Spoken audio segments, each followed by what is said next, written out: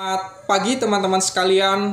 Pada kesempatan ini kita akan membahas Slavoj Žižek mengkritik fenomenologi. Jadi fenomenologi adalah metode filsafat yang dirumuskan oleh Edmund Husserl dan sangat mempengaruhi filsafat di abad modern. Dengan inspirasi ingin menemukan suatu kesadaran yang murni, kesadaran yang utuh terhadap realitas. Di dalam metode fenomenologi, seseorang harus menjadi pemula gitu kan, untuk menghadapi realitas. Realitas tidak bisa dibatasi dengan bahasa. Realitas lebih luas ketimbang suatu konsepsi. Hal ini sebenarnya mengindikasikan bahwa subjek atau diri tidak pernah bisa utuh memahami realitas, apalagi realitas dibahasakan, realitas diekspresikan. Ekspresi dan konsepsi mengenai realitas itu selalu terbatas. Tetapi Hegel dengan reduksi fenomenologis ingin mencapai suatu aku yang murni gitu kan.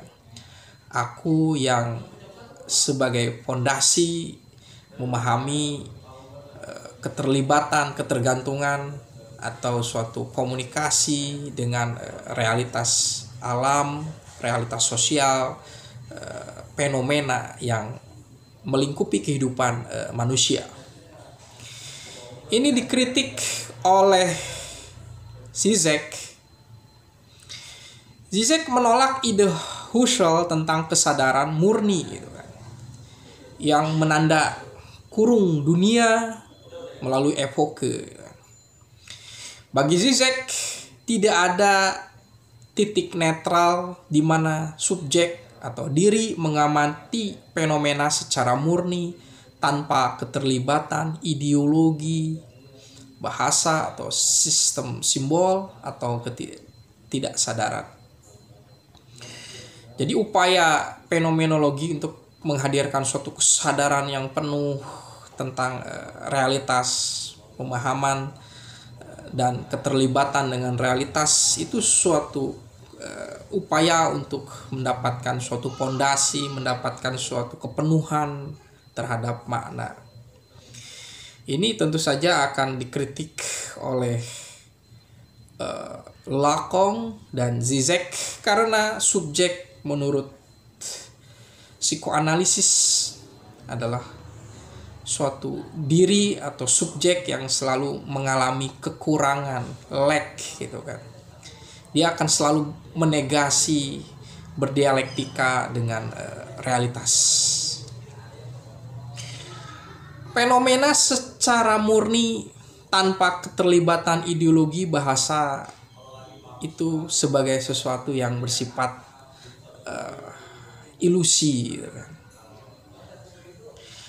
Kesadaran selalu terbatas karena sesuatu yang di bawah alam sadar itu kadang mengkondisikan subjek. Begitu juga dengan pemahaman yang bersifat penuh, itu sebagai suatu metafisika yang dikritik karena berusaha untuk mencari kemapanan tentang diri, mencari suatu struktur yang bersifat pasti gitu kan. Hal ini menurut Hegel bertentangan dengan diri manusia yang selalu mengalami kekurangan akan totalitas.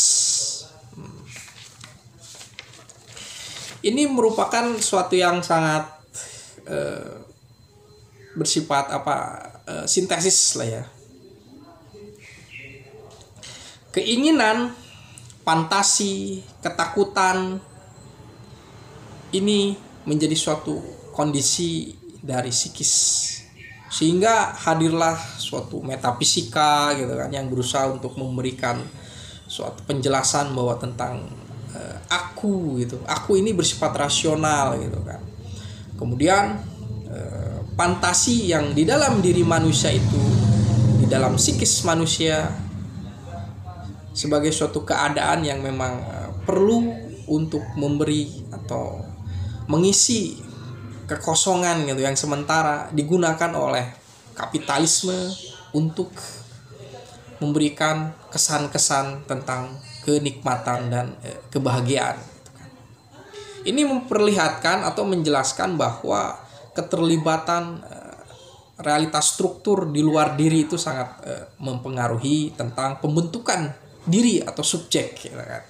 Jadi aku yang bersifat murni atau aku transendental adalah sesuatu bersifat metafisik. Zizek melihat metafisika tradisional sebagai usaha untuk mengatasi kekacauan, ketidaktepatan dunia dengan menciptakan konsep aku murni. Nah, aku murni ini kan dari fenomenologi gitu kan. Jadi pemahaman mengenai pengalaman tidak bisa dipahami dengan konsep, dengan bahasa atau simbolisasi. Ini sudah menggambarkan suatu kegagalan subjek untuk memahami kesadaran penuh, untuk memahami tentang realitas itu sendiri. Tetapi manusia, subjek atau diri, memahami itulah sebagai suatu kegagalan struktur, sehingga dia akan terus menginterpretasi, terus dia akan terus menghayati, memahami realitas itu. Sehingga sesuatu yang totalitas itu akan selalu dicurigai gitu kan. Zizek, Lacan, Hegel menolak gagasan bahwa subjek itu utuh dan transparan terhadap dirinya sendiri. Nah, ini transparan terhadap dirinya sendiri ini adalah yang ingin dilakukan oleh Descartes,